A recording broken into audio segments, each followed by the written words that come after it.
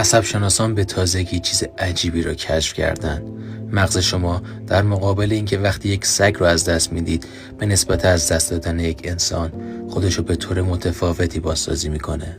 MRI ها نشون دادن از دست دادن یک سگ فعالیت مغزی رو تحریک میکنه که دقیقاً مشابه با فعالیت مغزی از دست دادن یک بچه است، اما با یک تفاوت وحشتناکتر: ایجاد مسیرهای عمیق‌تری برای احساس درد.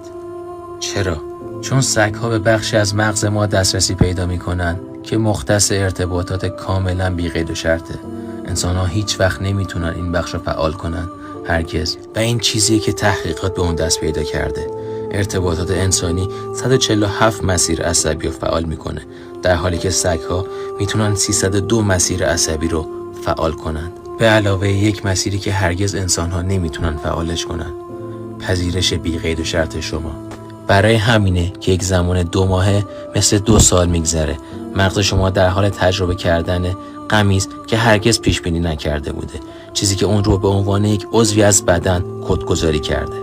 و اما ترسناکترین کشف: اونها باعث ترشح هورمون اکسیتوسین یا همون هورمون محبت تا 5 برابر بیشتر به نسبت انسان‌ها در مغز شما میشن که همین باعث میشه به طور واقعی علائم ترک یک عشق رو تجربه کنید.